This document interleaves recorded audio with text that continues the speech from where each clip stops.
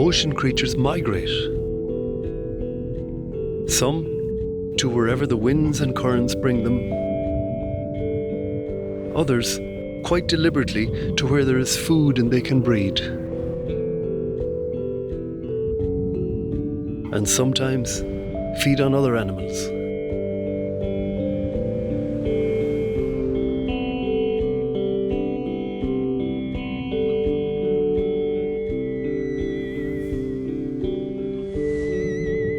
I'm drawn to the elemental beauty of jellyfish.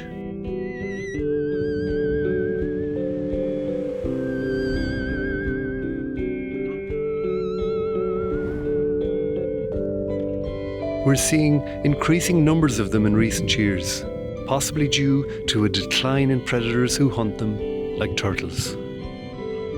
They abound in our summer waters, drawn to the life-giving energy of the sun.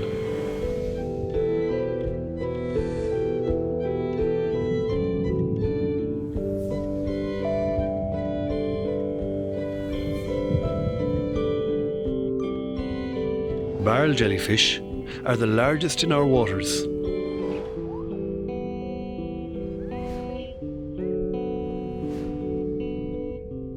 They can provide shelter for juvenile fish, and because of this, scientists now believe that the increase in the number of jellyfish may actually help fish stocks.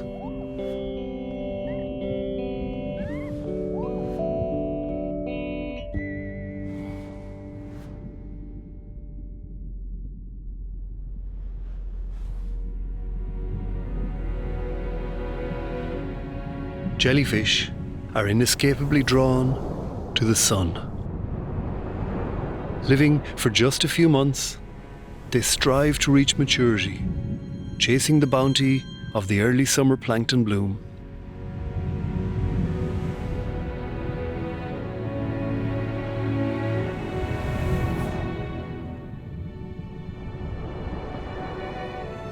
Like most creatures, they appear to have two life goals: to reach maturity and reproduce. I dive with this beautiful shoal of compass jellyfish in our warm summer waters.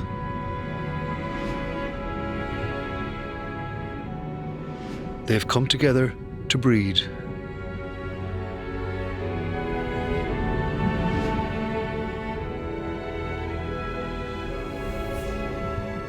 I've ventured here to the mid-Atlantic ridge in search of fin whales. I believe they may come here to feed.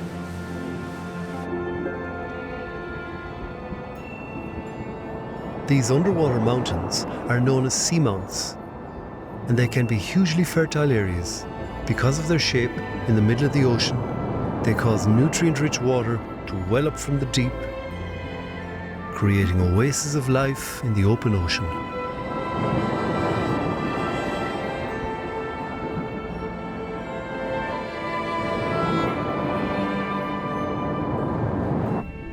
In places, they rise within a few meters of the surface. In other areas, they may peak at 40 or 50 meters deep. I dive in a seamount almost 100 kilometers from any land.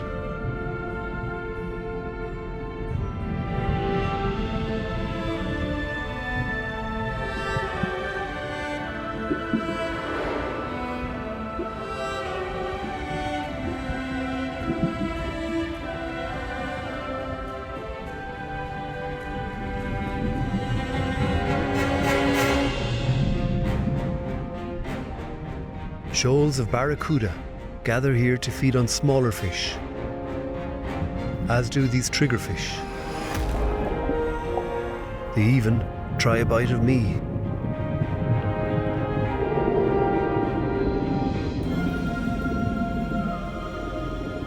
Shoals of small snipefish gather in numbers and squeeze together to form bait balls. The larger triggerfish, barracuda and other smaller fish arrive to feed on this open ocean bounty.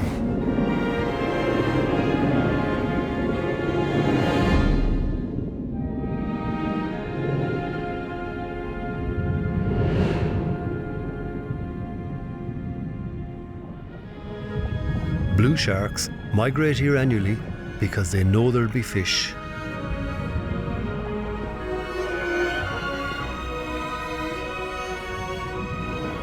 In the relative barrenness of the open ocean, the seamounts of the mid-Atlantic ridge are an oasis of life for sea creatures.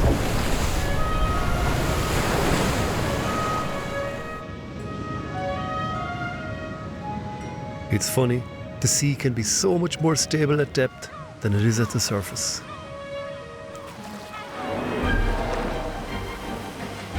The whales can sense the presence of the herring and dive in pursuit.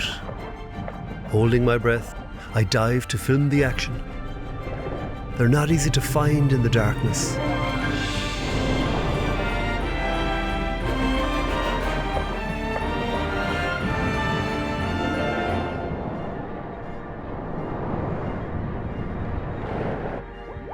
Tiny bubbles rise from the deep like a gas. Then I see a cloud of them, and it goes like a massive shoal of fish emerge from the deep. Thousands and thousands of herring. Killer whales have found them and driven them up from the deep. With their sudden change of pressure, gas has burst from their swim bladders, which control their buoyancy.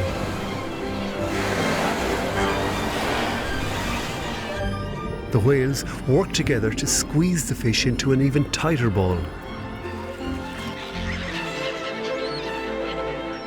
Gulls have spotted the signs.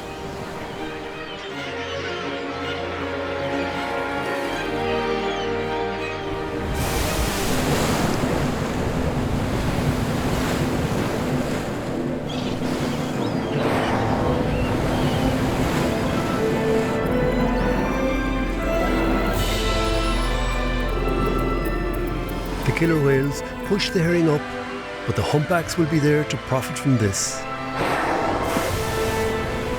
The whales flick their tails into the herring shoal to stun the fish.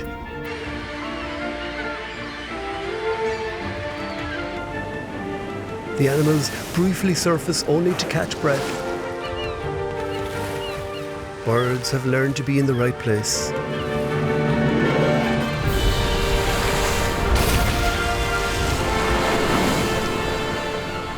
But then the humpbacks, with their enormous mouths and cooperation, take the lion's share.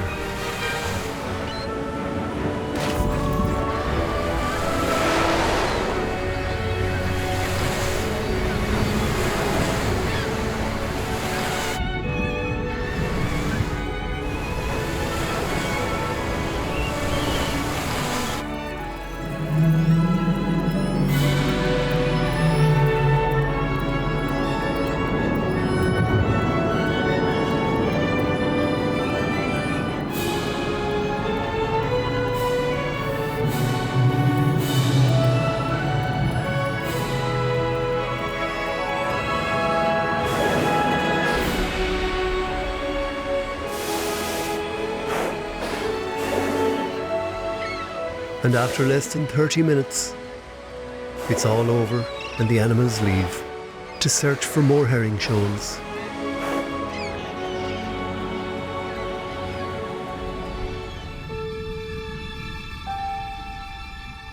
In sunny Atlantic waters, 30 kilometres south of Ireland, I'm searching for open ocean sharks.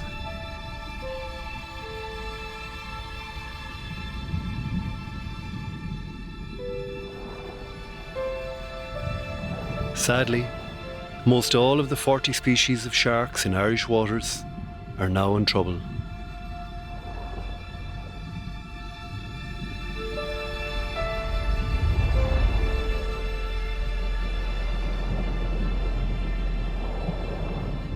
Unlike basking sharks, most others are predatory sharks.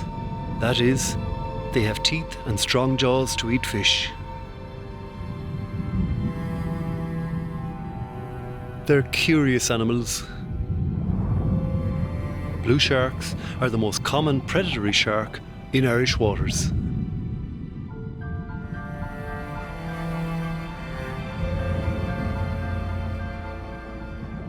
They are highly evolved hunters in their own ocean environment. The pores around their heads are sensors filled with gel that can sense the tiniest movement of fish or other prey.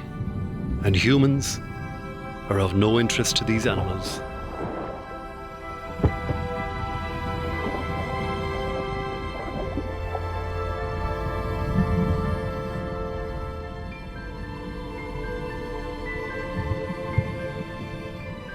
They migrate all around the North Atlantic, visiting Ireland in the summer months to feed, then travelling to the Azores and America.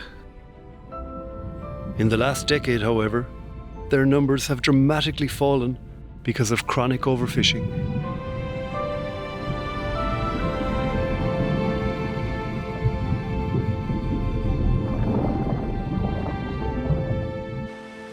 These blue sharks have more than likely circumnavigated the North Atlantic. They migrate with the seasons. I guess you could say they live by the seasons. And they come into Irish waters in mid to late summer when the water warms up a bit to feed, I guess. You know, sharks have been around for 400 million years. There was a shark fossil found in the Burn dated to 300 million years ago. But what I find incredible is that about 100 million years ago, most shark species actually stopped evolving because more than likely they had reached the perfect form to hunt and to live and survive in the ocean. They've likely come into our bays and our shallow waters for hundreds, if not thousands of years, and I can find no credible record of a shark attacking anybody in Ireland or any place close. But they're really curious. They come right up to the camera. What a privilege to share the water with these creatures. Look at this one. Absolutely beautiful animals.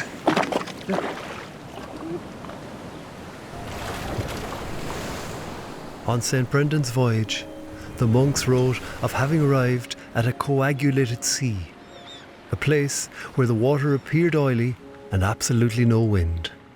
All they could do was wait.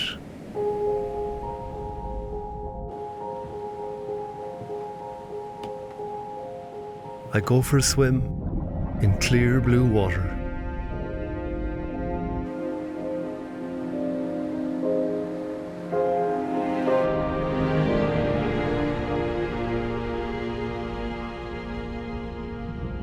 Salps are a chain of creatures living together. They suck seawater through their bodies to filter plankton, and this also propels them forwards.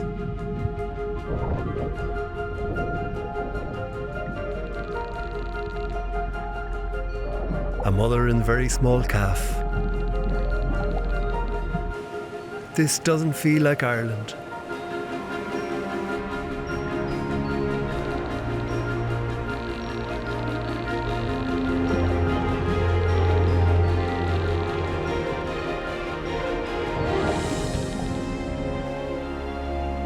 We're here finally in the edge of the continental shelf, 250 kilometres southwest of Ireland. This place is called the Porcupine Seabite. And what's incredible about here is that the seabed, as you come west of Ireland, it's about 200 metres deep, and then suddenly it just drops down to 1,000 metres, then 2,000 metres, and then eventually to 5,000 metres, the abyssal plain. And that's more than half the height of Mount Everest. And you can see the conditions are just, I mean, it's surreal. It's absolutely beautiful here. And the water, it's blue, crystal clear and blue, not like the coastal waters we get in Ireland, which are green because there's so much organic matter and plankton in there. Here, it's blue, and we can see for maybe 15 metres. What we're hoping to find here is the fin whale. We've managed to film them in the inshore waters close to Ireland and other parts of the North Atlantic. And if we can find them here and maybe film or photograph the back of their heads, the chevron and the blaze pattern that's unique to every individual fin whale, a bit like our fingerprints are to us, then maybe we can confirm some migration routes of these animals, or at the very least show the different areas where they're feeding and they're moving around, and try to protect them in all those areas and the areas in between. And right here on the edge of the continental shelf to the west of Ireland, it's one of the most fertile places in all of the North Atlantic, and this is where they're likely to be.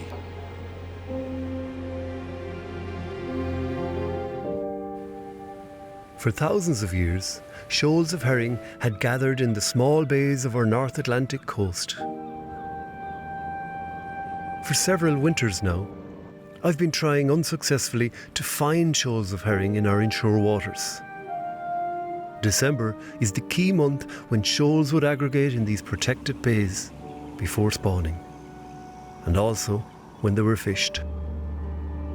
The cold water at this time of year helps with spawning. The further north we go, the colder and darker it gets, but this can lead to more fertile waters.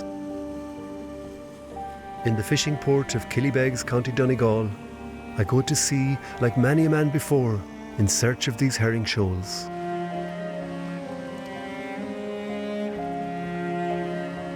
I'm using scuba as herring usually stay deeper, and these are cold, dark waters.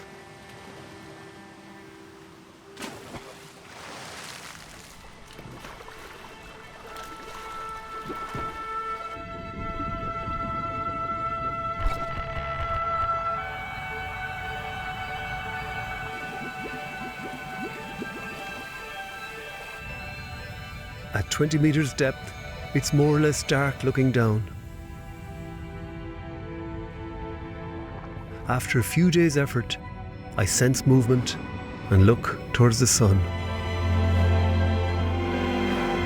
Herring, thousands of them. They scatter from my dive bubbles and seem to move in sync. They never allow me to get close.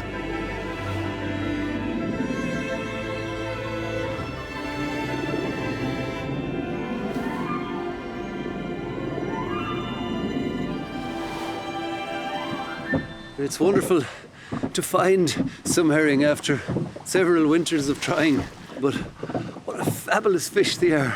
The old folk called them the king of fishes, but they were also hugely important for the ocean ecosystem because herring feed on plankton and fish larvae and effectively convert that energy into the rich fatty fish that they become.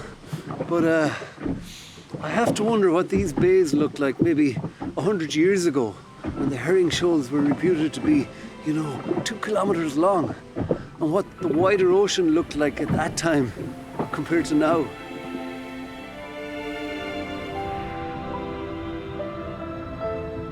West of the Clare coast, some ocean giants have arrived.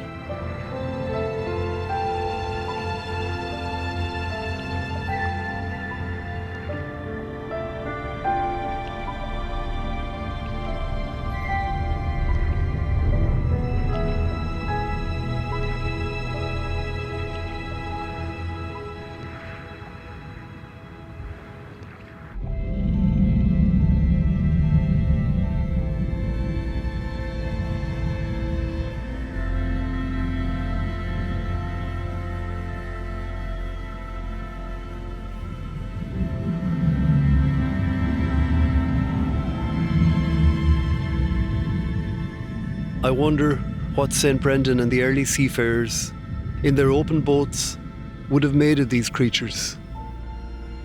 Basking sharks.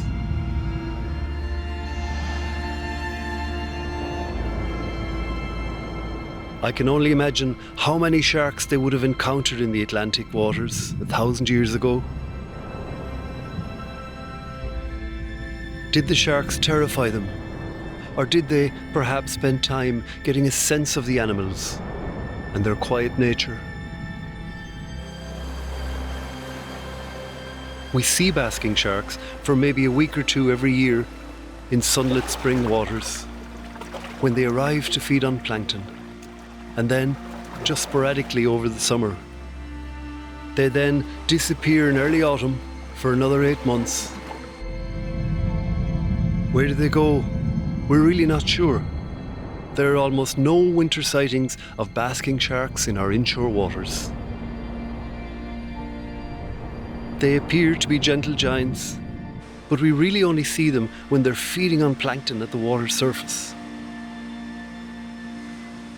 gliding gently to catch as much plankton as they can, filtering it from the seawater with their gill rakers. But I'm not convinced they're just docile creatures. At up to 10 metres and 5 tonnes, these are intimidating animals to meet in the open ocean.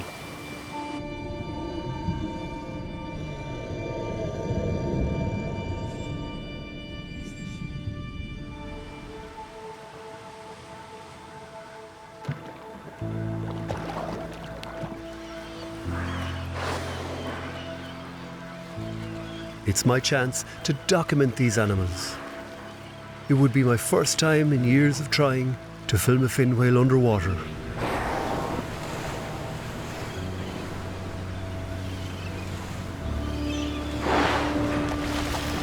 Being in the water with whales this size is something I've learned to do safely over many years now. But it's still scary. I think about my ancestors and wonder what they would have made of this.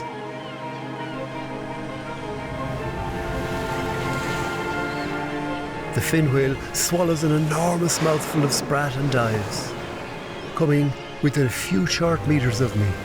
An awesome animal. Water visibility is just a few meters.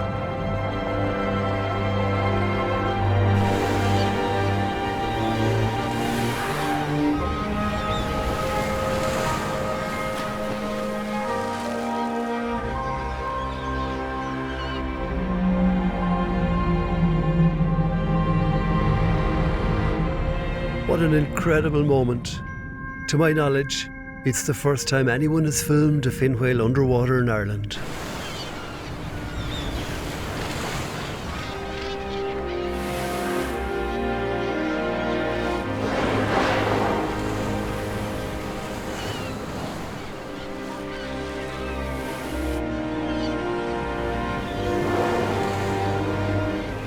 And then, a humpback whale. But this is no ordinary humpback whale. I can recognise from the tail and dorsal fins that this is Boomerang. A whale that has been coming to our south coast for 20 years now, and for some reason always associates with fin whales. He blows a single line of bubbles, perhaps to herd the sprat, and lunges from below the water.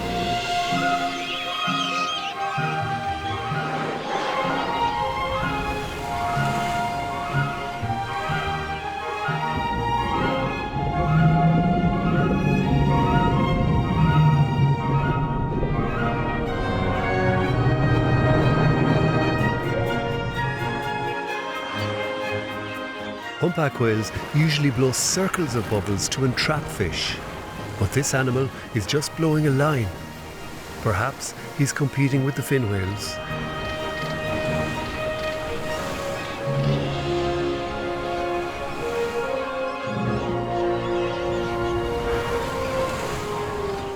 Again and again they rise, one giant mouth after another.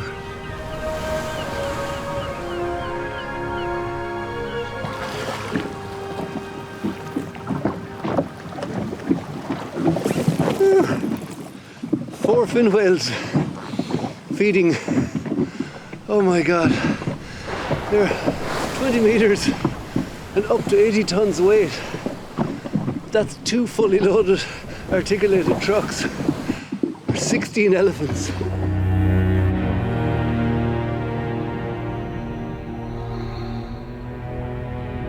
Holding my breath, I free dive to the action.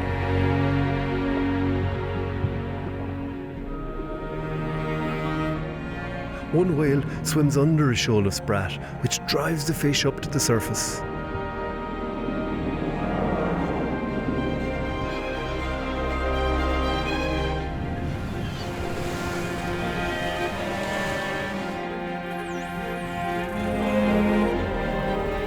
Common dolphins have also found this shoal, but the minkies are the dominant force here.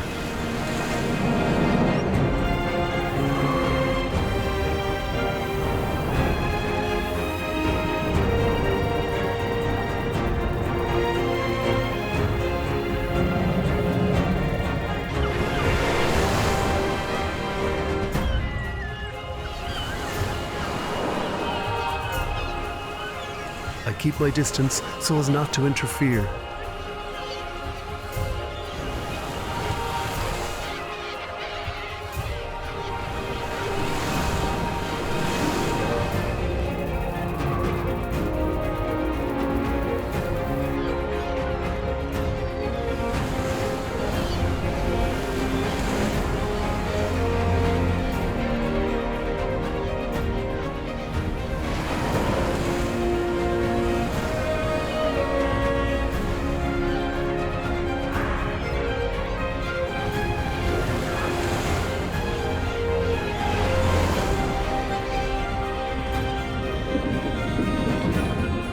The minkies sometimes blow a short line of bubbles near the shoal of sprat. I've never seen this behaviour before. It seems the whales could be using the bubbles to partly herd the sprat.